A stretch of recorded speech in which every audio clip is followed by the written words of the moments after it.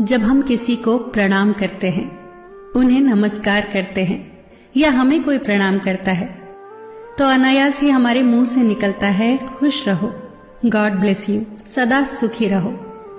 ये जो प्रणाम के उत्तर में हमारे मुंह से निकलते हैं ना, ये कोई साधारण शब्द नहीं है, ये दुनिया के सबसे कीमती शब्द हैं। आजकल हम इन बातों को महत्व देना बंद करते जा रहे हैं, पर यकीन मानिए, जो प्रणाम के जवाब के रूप में आशीर्वाद हमें मिलता है या हम किसी को देते हैं, वो 100% चमत्कारिक शब्द होते हैं, बेशकीमती शब्द होते हैं। एक बहुत प्यारी कथा कहने जा रही हूं। महाभारत का युद्ध चल रहा था। एक दिन दुर्योधन के व्यंग से आहत होकर भीष्म पितामह यह घोषणा कर देते हैं कि मैं कल पांडवों का वध कर दूंगा। इस घोषणा का पता जैसे ही पांडवों को चलता है तो उनके शिविर में बेचैनी बढ़ जाती है। सभी को भीष्म पितामह की क्षमताओं के बारे में पता था, इसीलिए सभी अनिष्ट की आशंका से परेशान हो जाते हैं। तभी श्री कृष्ण द्रौपदी से कहते हैं, तुम अभी मेरे साथ चलो। श्री कृष्ण द्रौपदी को लेकर सीधे पितामह भीष्म के शिविर में पहुंच जाते हैं।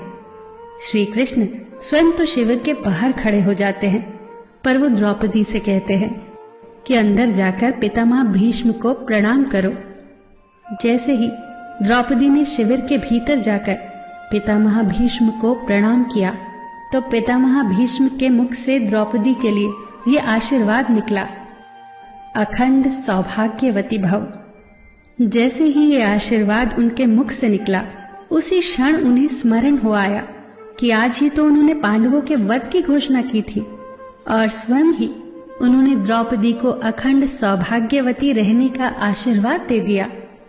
फिर पितामह भीष्म ने द्रौपदी से पूछा, पुत्री, क्या तुम इतनी रात को यहाँ अकेली आई हो या तुम्हें यहाँ श्री कृष्ण लाए हैं? तब द्रौपदी ने कहा, जी पितामह, और वो शिविर के बाहर ही खड़े हैं। शिविर से बाहर निकलकर दोनों ने एक दूसरे को प्रणाम किया और पितामह भीष्म ने कहा, मेरे एक वचन को मेरे ही दूसरे वचन से काटने का काम केवल कृष्ण ही कर सकते हैं। शिविर से वापस लौटते समय श्री कृष्ण ने द्रौपदी से कहा, तुम्हारे एक बार जाकर पितामह को प्रणाम करने से तुम्हारे पतियों को जीवन दान मिल गया है। अगर तुम प्रतिदिन भीष्म, धृतराष्ट्र, द्रोणाचार्य आदि को प्रणाम करती होती और दुर्योधन, दुशासन आदि की पत्नियां भी पांडवों को प्रणाम करती होती, तो शायद इस युद्ध की नौबत ही न आती। जो हर घर में कलह कलेश का वातावरण रहता है, वो कहीं न कहीं इस बात के मूल से जुड़ा है कि हम संस्कार भूलते जा रहे हैं। हम जाने अनजाने अपने बड़ों की उपेक्षा करने लगे हैं। याद रखना कि हर चीज पैसे से खरीदी नहीं जा सकती, और ये भी याद रखना कि हर बात का जवाब गूगल से नहीं मिलता। उसके लिए बुजुर्गों के पास भी बैठना पड़ता है। शरीर की खुराक के साथ साथ हमारी आत्मा को भी खुराक चाहिए, जो संस्कारों से हमें मिलती है। हम भूलते जा रहे हैं आशीर्वाद के महत्व को। आशीर्वाद एक कवच की तरह होता है, जो हर बाधा से हमारी रक्षा करता है। कितनी सुंदर बात कही है किसी ने।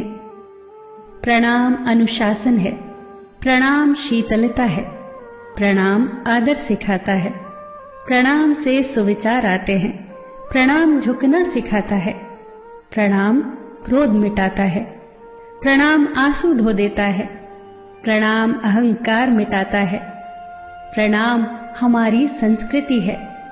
आप सभी को मेरा सादर प्रणाम।